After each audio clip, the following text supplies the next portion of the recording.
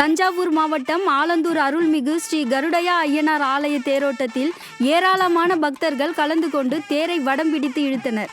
ஆலந்தூரில் சுற்று வட்டார கிராம பொதுமக்களின் காவல் தெய்வமான அருள்மிகு ஸ்ரீ கருடையா ஐயனார் ஆலயத்தில் சித்திரை திருவிழாவின் முக்கிய நிகழ்வான தேரோட்டம் வெகு விமர்சையாக நடைபெற்றது.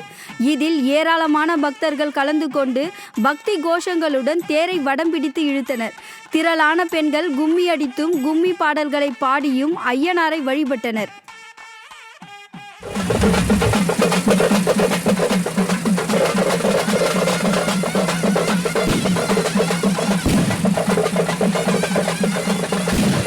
தல்லாக்குளத்தில் கள்ளழகர் பூப்பல்லக்கில் எழுந்தருளி பக்தர்களுக்கு அருள் பாலித்தார்.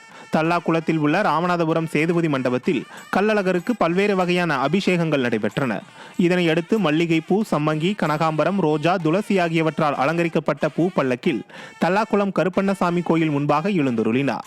பின்னர் கள்ளழகர் கள்ளர் கோலத்தில் அழகர் மலையை நோக்கி புறப்பட்டார். ஆயிரக்கணக்கான பக்தர்கள் அழகரை தரிசித்து வழிபாடுகளை மேற்கொண்டனர்.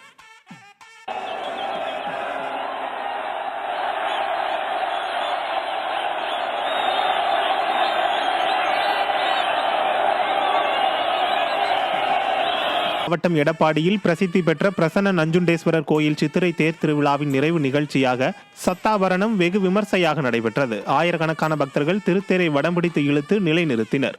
முன்னதாக சிறப்பு அலங்காரத்தில் தேரில் எழுந்தருளிய நஞ்சுண்டேஸ்வரர் முக்கிய வீதிகள் வழியாக உலா வந்து பக்தர்களுக்கு அருள் பாலித்தார்.